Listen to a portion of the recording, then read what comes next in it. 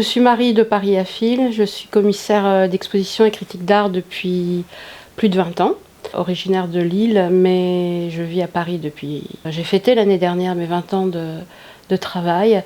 J'ai réalisé à peu près une 60aine d'expositions, individuelles ou collectives, et j'ai dû publier à peu près 80-90 publications en français, mais également traduit un petit peu partout dans le monde.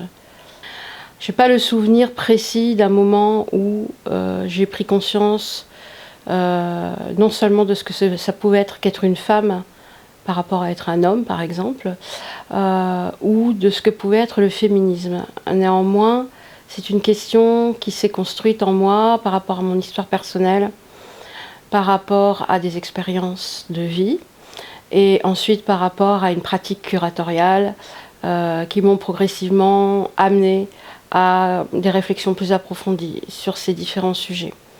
J'ai réalisé plusieurs expositions autour de ces thématiques, spécifiquement ou partiellement.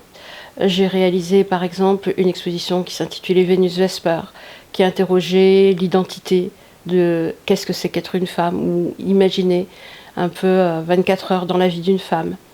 J'ai réalisé une exposition qui s'intitulait Sorcières, qui réinterrogeait l'histoire de ces derniers siècles, et notamment des Lumières, sous l'aune ou sous le regard d'une lecture plutôt féministe.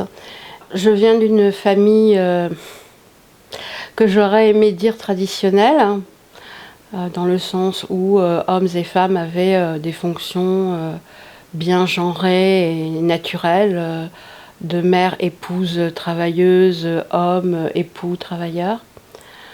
Néanmoins, mon histoire personnelle m'a forcément poussée à me questionner sur les questions de violence et de domination masculine. Et par conséquent, cette question de la domination masculine, de la violence masculine, des violences faites aux femmes, dans ma vie personnelle et dans ma vie professionnelle, ont pris une importance assez capitale. Et professionnellement, ça s'est traduit par une exposition qui s'intitule Qui ne dit mot, qui est la première exposition collective qui a eu lieu en France sur les violences sexuelles faites sur enfants. Effectivement, ma mère est de la génération des 68 arts, donc il y avait ce rapport soi-disant d'ouverture à une certaine forme de féminisme à la fin des années 60. Personnellement, par rapport à mon histoire et par rapport à la manière dont j'ai compris cette période de l'histoire, je la conçois davantage comme une première étape non finie, ou voire un échec du féminisme, avec la nécessité d'un autre épisode qui est celui qui est en train de se jouer aujourd'hui. Et je vois cette période comme une période beaucoup plus retorse et beaucoup plus perverse qu'elle n'en a l'air. Je la vois moins que la plupart des gens ou que la plupart de mes consoeurs comme un réel moment de liberté sexuelle pour les femmes. Au fil des années, là si on parlait des 10 dernières années, à partir du moment où est né le Centre Pompadour jusqu'à aujourd'hui, il y a beaucoup de choses qui ont changé dans la manière de penser le féminisme. Et il y a encore quelques années, donc quand je disais que la révolution sexuelle, ça avait été finalement de remplacer, de savoir bien écurer une casserole à avoir un beau cul, ça choquait énormément les gens. J'entendais par là que, en gros, avant mai 68, être une femme, voilà, c'était être une bonne épouse, une bonne mère, savoir bien recevoir, savoir bien cuisiner et bien tenir sa maison, et que la révolution sexuelle, la libération sexuelle avait certes permis à un certain nombre de femmes de pouvoir exprimer plus librement leur désir sexuel, mais que quelque part j'ai quand même un peu le sentiment que c'est surtout le désir sexuel des hommes qui s'est libéré. Je pense que comme beaucoup de femmes sensibles aux questions féministes, nous nous retrouvons toutes plus ou moins dans des paradoxes, dans des injonctions contradictoires, dans des envies, dans des volontés contradictoires aussi, dans des histoires qui, d'un côté, nous poussent à vouloir se libérer d'un certain nombre de contraintes et d'un certain nombre de dominations, et puis d'un autre côté, de l'envie de répondre à des nécessités ou des besoins ou des injonctions ou des normes qui nous ont été inculquées ou des fantasmes que l'on peut avoir ou des idées préconçues que l'on peut garder de ce que l'on doit faire ou être en tant que femme, en tant que mère. Donc nous nous débattons en permanence dans je pense, dans ces injonctions contradictoires. Donc toute une partie de moi est bien évidemment profondément féministe, et une grande partie de mon travail et de ma vie personnelle est constamment dans le souci de cette liberté à conserver, à conquérir, pour laquelle il faut lutter en permanence. Et bien sûr, il y a aussi toute une partie de moi qui a envie de dire laissons là les armes et soyons une femme comme il y a 50 ans. Je pense que c'est effectivement donc une lutte sociale et politique. Mais c'est aussi en fait une histoire individuelle. C'est aussi une histoire qui est liée à l'histoire de chacun, de chacune, à ce qu'on a vécu dans son enfance, dans son adolescence, à son rapport à soi-même, à son identité, à son corps. Donc c'est pas seulement, je pense que c'est vraiment une conjonction des deux histoires, de la grande et de la petite.